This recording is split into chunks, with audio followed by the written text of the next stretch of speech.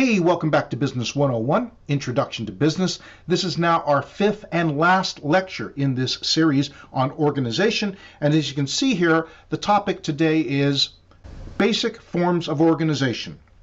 We've talked now for a couple of lectures here on some of the aspects of how and why to set up business organizational structures, and even touching on topics like the need for delegation as well as specialization and setting up departments. And now what is appropriate for us to do is give you some examples, some working examples, some demonstrating how many firms choose to set up organizational structure. And I do want to say at the outset, there is also a supplementary video on this topic from the textbook publisher. So with that video, with this lecture, and with the textbook, you should get a pretty robust understanding of how these different organizational structures can work.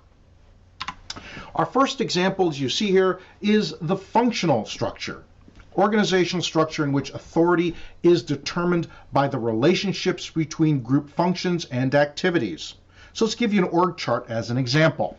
You see here figure 6.5 from the textbook illustration of a company that sets up its organizational structure based upon departmental function. You see that right across the orange row right under the president. You see the vice presidents of these different divisions all report to the CEO. And those different divisions are operations, marketing, finance, human resources, and research and development, or R&D. This is a popular way that many companies will set up their divisions in operational structure, because when you have robust departments handling complex tasks, sometimes it makes sense to group by functional department. Another form is the divisional structure, organizational structure in which corporate divisions operate as autonomous businesses under the larger corporate umbrella. Well, what does an org chart look like in that example? Well, you can see here that this particular company, figure 6.6 from the textbook, rather than set up as functional divisions like a finance division, an operations division, etc., they distinguish by the type of product, right? So you have a consumer products division, you have an industrial products division, and then you have a healthcare products division, and finance, operations, and marketing set up for each of those divisions. Now notice here what ends up happening, right? For some companies, this makes a great deal of sense, especially if you have very much really independent, autonomous business units handling different classes of products. This can be very efficient to deal with if the products are very, very different from one another, very dissimilar. And so there's really no overlap between industrial products and consumer products, or at least very, very little. However, notice that each division has its own finance person, has its own operations person, has its own marketing person. This creates staffing redundancies, which may or may not be desirable in the long run.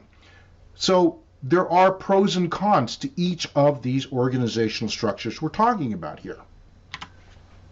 And then finally, what the textbook offers us is the matrix structure, organizational structure created by superimposing one form of structure onto another. In some companies, the matrix organization is a temporary measure installed to complete a specific project and affecting only one part of the firm, but the illustration we're going to give you is a company that has used or tried to use the matrix structure for quite some time now. It's not really that temporary. And that's Martha Stewart's Omni Media Corporation. This is an illustration of the textbook. You can see it in greater detail. I'm not quite sure how detailed this slide will show up on video, but nevertheless, you see here that on the one hand, the CEO has a media group and a merchandising group reporting to them, which may appear in some senses to be sort of a divisional structure. And yet you have specialists on the vertical axis handling cooking products, entertainment products, wedding products, etc., and they may overlap with at different points on this matrix if they are providing support for, say, broadcasting's radio division or merchandising's Home Depot division.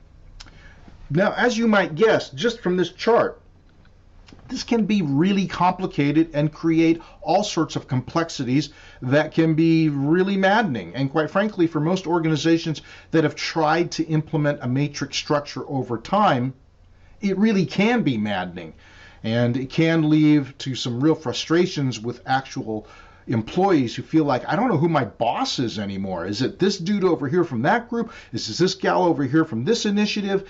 And they're telling me to do two different things. I mean, it can be very, very confusing. This is a difficulty of this structure, attempting to be all things or multiple things, because quite frankly, there are advantages to both the functional structure as well as the divisional structure. And this is an attempt, at least, to try and get the best of both worlds. Finally, the textbook will talk about international organizational structures, approaches to organizational structure developed in response to the need to manufacture, purchase, and sell in global markets. And what the illustration that we show you here in this org chart demonstrates, this is figure 6.8 from your textbook, is that, as you can see there, just think about this for a moment. You have retail division A, retail division B, and then the international division.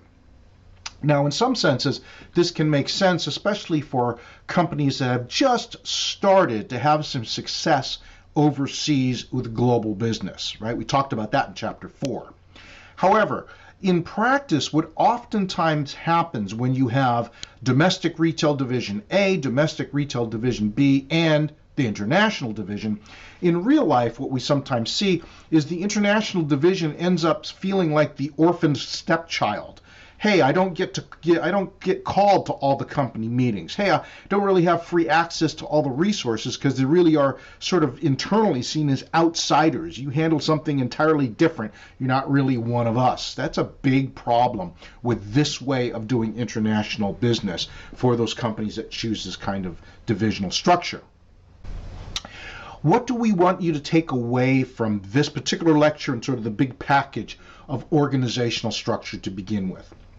Well, I think what I would tell you, as this being the fifth and last lecture in this series, is that organizational structure very much is a decision, how you structure your company, that has enormous consequences, both advantages and challenges that arise from choosing to organize one way versus another.